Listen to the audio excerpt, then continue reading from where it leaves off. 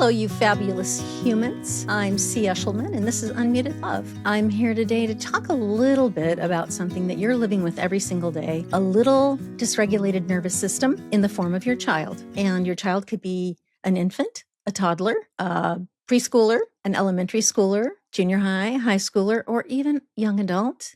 And for some of you, you're still living with older adults. So when I say little, I just mean, your child. Actually, some of you might be living with your own dysregulated nervous system. So I just want to talk a little bit about that. And I don't have a huge prepared podcast today because these are ruminations I'm having. So I was thinking today about polyvagal theory. Yes, I do think about weird stuff like Polyvagal Theory. That is Stephen Porges's work, and that's the scientific name for it. But what it really is an explanation of how our nervous system gets upregulated, dysregulated, and how it can collapse, and what we can do to bring it into balance into what's called the ventral vagal system. And that's just where you are going along feeling, fairly okay, fairly like I got this. How often do you think someone lives in the ventral vagal space of, hey, I've got this, everything's fine,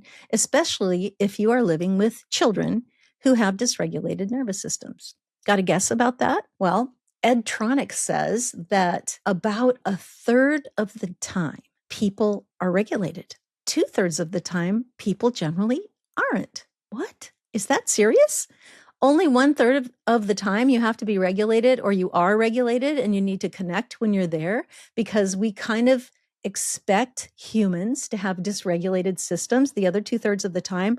Wow, okay, that isn't as hard as it sounds then, is it? Weren't you thinking that you needed to be regulated pretty much all the time in order to be a regulating factor in your child's life, right? Don't we talk about that all the time? In order to be a co-regulating person in your child's life, you have to be regulated. But no one really ever says, like, well, how much of the time is that really? And it turns out it's not as much time as it feels. So if you spend a third of your time in the presence of your child actually being present, actually being able to engage, then hey, you're knocking it out of the park. So if that's you, I want you to just stop right now in your tracks and pat yourself on the back and go, hey, I am perfectly human right now. I am usually a third of the time regulated, and I engage with my children regulated a third of the time at least. And then, okay, but what about the other 2/3? So if you got to pat yourself on the back just now, awesome. And there is still a little work to do, of course, if 2/3 of the time you're not actually regulated. But if you weren't able to pat yourself on the back because you don't think you spend about a third of your time regulated, I get you. I think I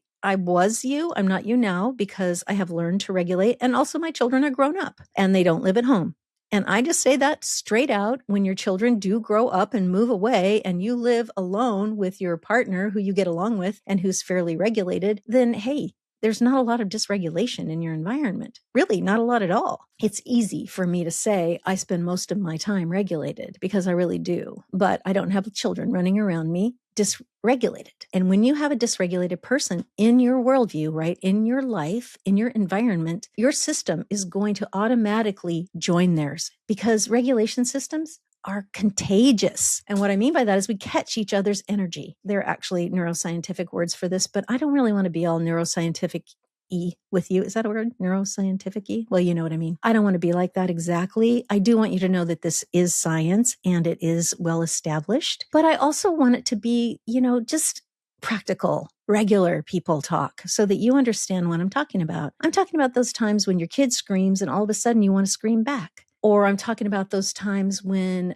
you say, we're going to have peanut butter sandwiches and your kid screams tuna. Or those times when you say, okay, it's time to go to school and your kid screams no. Or those times when it's bedtime and you're exhausted and you can't think of another thing to do to try to calm this little person's nervous system and they are running literally around your house like a wild coyote. I mean, that actually happens. It happens a lot. And so that's 2/3 of the time for most of you. For some of you, the third of the time when you can regulate, you can't regulate in that time either. So you don't have a third. But I don't want you to feel discouraged. I want you to feel hopeful, because if you can learn some of these things about yourself and about your children and learn some ways to have microdosing regulation and become a co-regulator just in your moments, little moments of time with your children, then there's a lot of hope in that. Because little by little, everybody gets more and more regulated when there are moments of regulation in your lives together. So let's talk a little bit about dysregulation. Dysregulation is when your nervous system moves from the space of, I've got this, to, oh, I'm getting a little uptight, or I'm getting a little exhausted. It either goes, I'm getting a little uptight and I'm going to get frustrated and upset outside of my ability to manage my facial expression, my tone of voice, and my words, or I'm going to get so frustrated and discouraged or tired that I'm going to be like, oh, I can't say another word that has any value or meaning. So that's collapse state. Both of those, either direction, are dysregulated. The one that's up, dysregulated, where you actually can't control the words coming out of your mouth or the tone of your voice, that's the time where we tend to think of as this is bad dysregulation. But actually, collapsed dysregulation isn't good either for children, because it looks like your parent just checked out, just went off the planet, and now all of a sudden you're unsafe because nobody's guarding the hen house. That said, it doesn't really matter whether you yell or collapse. Either one of those aren't really working very well for creating felt safety in the life of your child.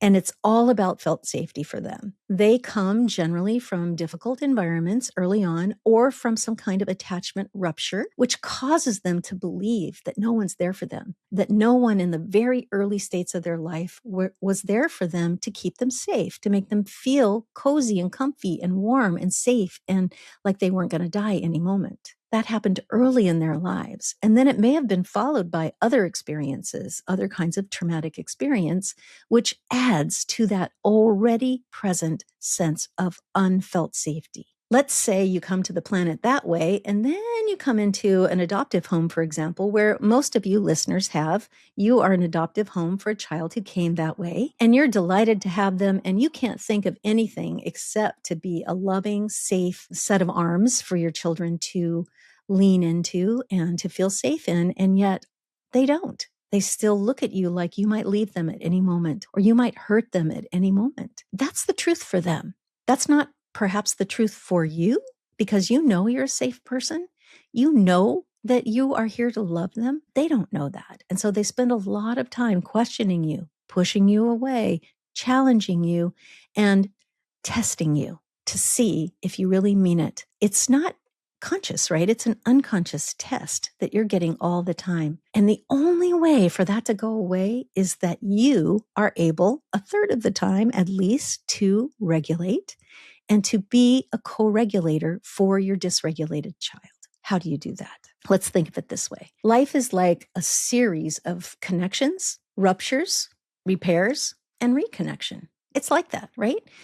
I used to tell a story about the difference between my older sister and myself. When we were kids, I would come home and I would see my mom in the kitchen, and I would go any way possible to not go through the kitchen to get to my room. Because if I went through the kitchen, I was going to get some kind of chore, some kind of trouble, some kind of something that wasn't going to go very well. So I learned early to go around the kitchen to get to my room, to get out of sight. My sister, on the other hand, bless her little heart, she would come home every day and walk straight into the kitchen. And that girl got a yelling at. She got into trouble, it seemed like, every single day. And probably it wasn't every single day. It just felt like it. Because for some reason, she was always trying to connect with our mom at the wrong time of day for our mom. Our mom did not want kids in the kitchen. As a matter of fact, kids in the kitchen seemed to signal something like the kitchen was burning down, because my mom would get really dysregulated and start shooing you the second she saw your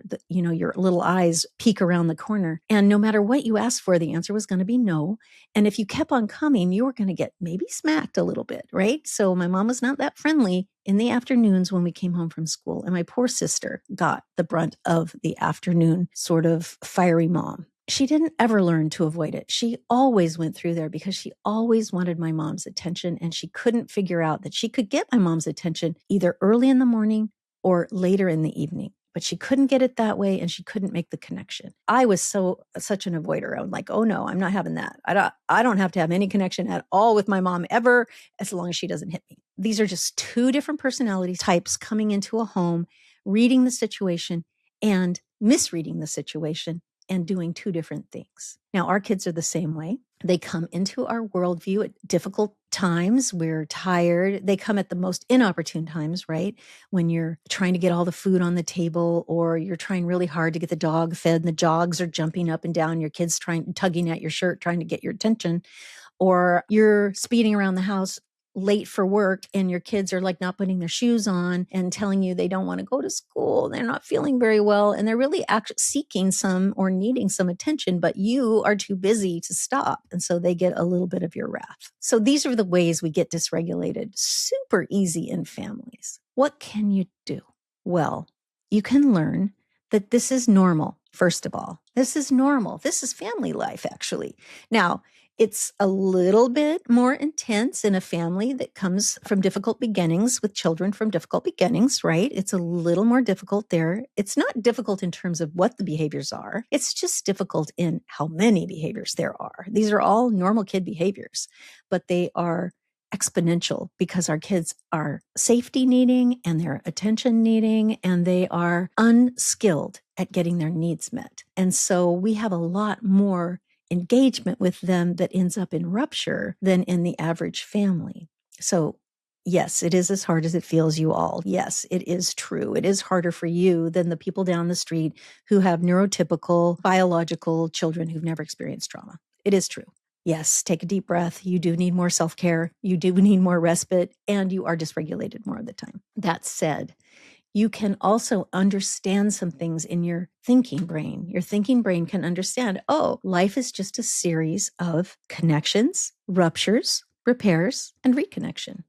That's life. So when my sister would go into the kitchen and have a rupture with my mother, it would have been so lovely if a half hour later, my mom would wander down to my sister's bedroom and make a repair with her. Sit on the edge of the bed maybe and say, oh gosh, you came home from school again and I was so busy in the kitchen. I just got mad at you again. I'm so sorry, honey. I love you and you didn't do anything wrong. That is a repair. And then if the child is able, right? If my sister were able, she would say, okay, Mom, thanks for telling me. I know I shouldn't come into the kitchen. I will try hard not to do it tomorrow. And so that is a lovely little repair that they're doing together. And my sister might be able to accept it, which is a great kind of reconnection. Now, my sister might not have been able to accept it. And she might have said something like, yeah, whatever, and pushed my mom away. You always yell at me when I come into the kitchen. So I don't care if you're sorry right now. You're always sorry, but you never change. That might be what my sister would say, which meant she was not really receiving the repair. So the reconnection wasn't there right then. But if my mom would stay steady and say, I know, honey, you're right. I am working on this. I am working on it. And I can see I've really disappointed you. And you're really angry at me for hurting your feelings when I yell at you. And I totally know that I'm the one at fault. It's not you coming into the kitchen. It's me having a hard time with that. And I am working on it. So if my mom had come back with that, then my mom had been a very steady, regulated presence in my sister's life right there, even when my sister wasn't accepting my mother's repair. If my mom did it again the next day, little by little, my sister would begin to probably accept her apology. And if my mother also visibly showed that she was working hard on not yelling at my sister when she came into the kitchen, then little by little, they could have a real reconnection and a real repair of a bigger rupture that had happened over time. Now, I'm saying that to you like it's a story because it is a story. It never happened. My mother never went and found my sister after one of those ruptures. She never went in and said she was sorry. And my sister just developed a little bit of I would say a chip on her shoulder. And she did eventually stop going into the kitchen, but she also started sneaking around my mom and doing things behind my mom's back. And she ended up in a lot more trouble ultimately than I think she might have been in if my mom had been able to repair. So they had a rupture that lasted. There was no repair there, and therefore there was no ultimate reconnection. It's very painful to think about. And that's the way it is in homes that have quite a bit of toxic stress. My mother was not the best repair person. I can't remember her ever saying she was sorry, really, to me for anything. Also, not to my sister. That just wasn't a thing. So we had a lot of unrepaired ruptures in our family when I was younger. What is it like in your family? This is what I really want to know.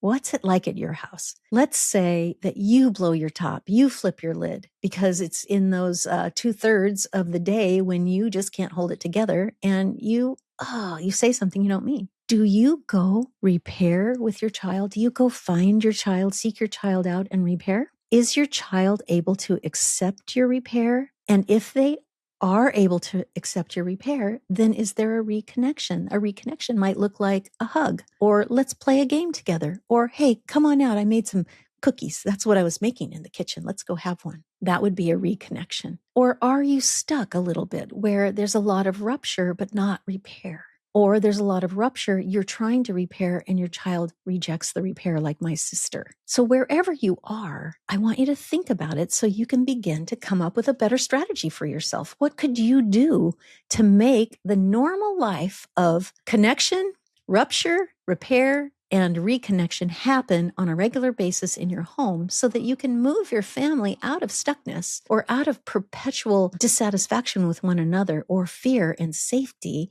or anger into something that's softer, more attuned, more loving, more repaired. So this takes you stepping back a little bit, being honest with yourself and looking at what is your behavior around repair? What is your behavior around rupture? Where do the ruptures usually occur? What's usually happening? Who causes the rupture? Is it you or is it your child or your spouse or is it the next door neighbor's kid? I mean, it could be any number of things, right? Does it happen at a certain time of day? Are you usually really hungry or tired or are you stressed? Are you having a difficult time at work and you bring that home? Is your child coming home from school after a very long stressed day and not being able to manage their emotions? Are they hungry when they come home? Are they exhausted? Are they collapsed? Are they not able to deal with the ordinary tasks of everyday living, of taking the trash out or cleaning up their room or feeding the dog or whatever it is their expectations are? Are they not meeting those? And then how can we accommodate them?